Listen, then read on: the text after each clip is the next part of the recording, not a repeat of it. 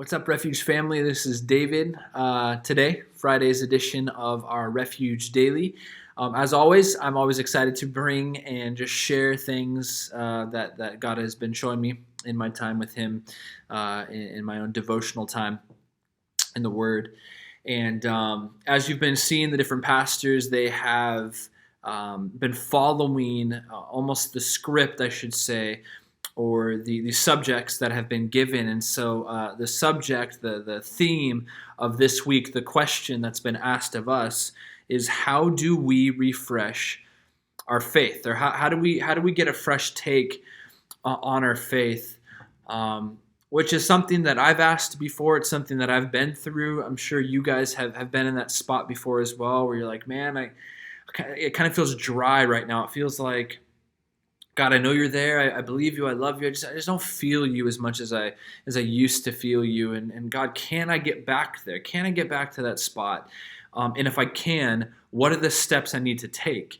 Now, unfortunately, at least this has been true in my life, there hasn't been a specific formula that I follow, right? It's not like, oh, if you do A and you do B and you do C, boom, then you'll feel the presence of the Lord. Or maybe you'll feel like you're back at that one spot in your life where God was speaking to you by everything, right? Through the Word, through all these different means. But there has been similarities in those seasons of how God has entered in and brought something new and fresh to my faith, to my walk with Him. And it centers around the idea of meditation. Now, when I say meditation, I'm not talking about, sitting, legs crossed, hands up and humming, going, that's not what I mean by meditation. But the idea of meditating, the idea of thinking deeply upon something, in this case would be God, His Word, the gospel, and chewing it over and over and over again. For any beef jerky fans out there, right? Nobody in their right mind takes the beef jerky, right? The crushed red pepper, if we're being honest. I mean, is there any other flavor? There is, but crushed red pepper, for sure the best beef jerky. No debates. If you think otherwise, I'll pray for you. But you get the beef jerky, right? You put it in your mouth, and number one, you have to chew it because it's kind of hard to chew, right? But I don't know of anybody that just swallows it immediately. Why? Well, because there's a lot of flavor to be had in the beef jerky. And so you eat it, you bite it, and you just chew it, and you chew it, and you chew it. And my mouth is watering a little bit. I got to get beef jerky after this, right? But you continue to chew and chew and chew, and more flavor continues to come out. And I feel like the idea of in my life, in my walk with the Lord, there are times where, whether it's busyness, whether it's distractions, where I can open up the Word and I read, but I fail to meditate, and that's a mistake. That is a missed opportunity to commune with the Lord. And again, if I'm being honest, I mean, it's something that I've struggled with before, and even with COVID and 2020, with that year, there was a revealing of, man, David, get back to the basic of meditating constantly throughout the day, whatever you're doing. Think about what you read in the morning. Or if you're somebody who reads at night, think about what you read the previous night. Wake up and have that on the forefront of your mind. Meditate. Understand who God is. Understand who you are, right? Understand who you are in light of who God is. Remember what He has done for you. Remember what He has done for your family. Remember what He's done for your friends, for your coworkers, right? And if that's not enough, remember what He's done for people in His Word.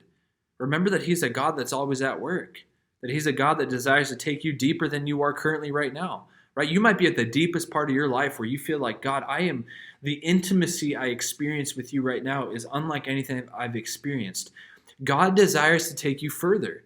God desires to take me further. This is why I'm always weary if I've ever heard a pastor, if you ever hear any pastor that says, like, I am so content with where I'm at with the Lord. Now, there's nothing wrong with godly contentment. In fact, that is blessed, and that's something we should have. But that does not mean you want more of God. We should never be at a place in our lives where we're like, well, I kind of have enough of God. I have enough of the gospel. No. We want more of the gospel. We want more Jesus. We want more God. We want more prayer. We want more meditation. We want more communion with the Lord. And in my reading this morning, I'm in the book of Exodus right now for just my own personal devotional time, and God has already been performing a lot of different plagues upon the Egyptians through the hand of Moses and Aaron, and there's the big one where God announces the Passover, and I'm going to read this, and it's kind of a big chunk. We're good on time right now, so I'm just going to read this kind of quickly and kind of tie it back around to meditation. So this is Exodus chapter 12. The Lord said to Moses and Aaron in Egypt, "This month is to be for you the first month of your year. Tell the whole community of Israel that on the 10th day of this month, each man is to take a lamb for his family, one for each household. If any household is too small for a whole lamb, they must share one with their nearest neighbor, having taken into account the number of people there are. You are to determine the amount of lamb needed in accordance with what each person will eat. The animals you choose must be year-old males without defect, and you may take them from the sheep or the goats. Take care of them until the 14th day of the month, when all the members of the community of Israel must slaughter them at twilight. Then they are to take some of the blood and put it on the sides and tops of the door frames of the houses where they eat the lambs. That same night they are to eat the meat roasted over the fire along with bitter herbs and bread made without yeast. Do not eat the meat raw or boiled in water, but roast it over a fire with the head, legs, and internal organs. Do not leave any of it till morning. If some of it is left till morning, you must burn it. This is how you are to eat it, with your cloak tucked into your belt, your sandals on your feet, and your staff in your hand. Eat it in haste. It is the Lord's Passover. On that same night I will pass through Egypt and strike down every firstborn of both people and animals, and I will bring judgment on all the gods of Egypt. I am the Lord. The blood will be a sign for you on the houses where you are, and when I see the blood, I will pass over you. No destructive plague will touch you when I strike Egypt." So God is performing this judgment upon this nation, upon this people, really due to Pharaoh's hard heart. He's refusing to allow the Israelites to go worship their God as God has commanded. And so you see this: the Lord's going to pass over. He's going to judge in a very harsh. And by harsh, I mean it's brutal, right? But it's not to say it wasn't deserved. God is God, and but in verse 14 it says this: "This is a day you are to commemorate. For the generations to come, you shall celebrate it as a festival to the Lord, a lasting ordinance." And then you skip down to verse 24, and it says this: "Obey these instructions as a lasting ordinance for you and your descendants. When you enter the land that the Lord will give you as he promised, observe this ceremony." Here's the kicker: "And when your children ask you, 'What does this ceremony mean to you?' then tell them, 'It is the Passover sacrifice to the Lord who passed over the houses of the Israelites in Egypt and spared our homes when he struck down the Egyptians.'" Then the people bowed down and worshipped. The Israelites did just what the Lord commanded Moses and Aaron. Now, how does this tie into refreshing our faith? I talked about the idea of meditating. There's also, with meditation, there's this idea of remembering and recalling what God has done in the past. Man, I can look back at my life and I can go, God has really taken me and led me through some really serious stuff.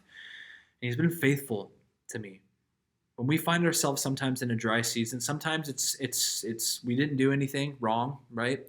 And it's just, for whatever reason, we're just kind of in this dry spot, and we believe that God's sovereign over it. And we go, cool, God, just please work in me what you want to work in me in this season as I continue to draw near to you. But then there's those times where it's a dry season, possibly because we've allowed it to be a dry season. We stopped pressing deep into the Lord. We've kind of backed off. We've allowed distractions to come in. A big part of refreshing my faith is when I slow down and remember who God is and what he has done in the past in my own life. Now, in the case of Israel, there is a ceremony, a Passover, an ordinance that has taken place that future generations will look back and go, what does this mean to you? right? We talked about this a couple weeks, probably about a month ago, like a stones of remembrance when God did something awesome in your life, and they're like, boom, I'm going to plant a flag, a spiritual flag right there in the sand, and go, that's when God did this. I feel like a lot for me, when my faith gets refreshed, is when I recall and look back at those flags, those ordinances, those different things that God has done, and I go, God, you worked in my life. And you're the same God today as you were then, regardless if I feel it now or not. I might feel insanely distant and separated from you. That does not mean that is true. That does not mean that's a reality, right? If it is, 55 degrees outside, and for Huntington Beach, that is cold.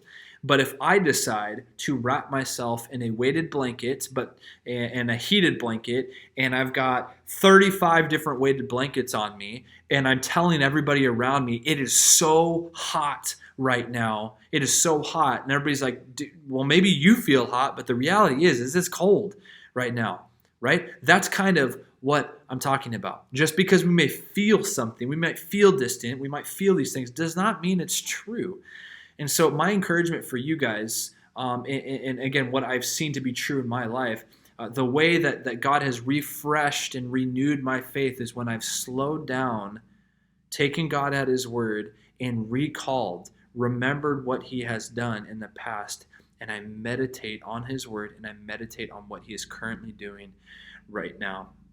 It gives me a sense of God's bigness, my smallness, and it reminds me that God is a good Father who loves me, who has me, and who's working regardless if I can see it or not. So that's my encouragement for you guys, that you guys would meditate, and I pray that the Lord truly would, as this year has just started, that the Lord would renew and refresh your faith as well. Refuge family, love you. God bless you. We'll see you next time.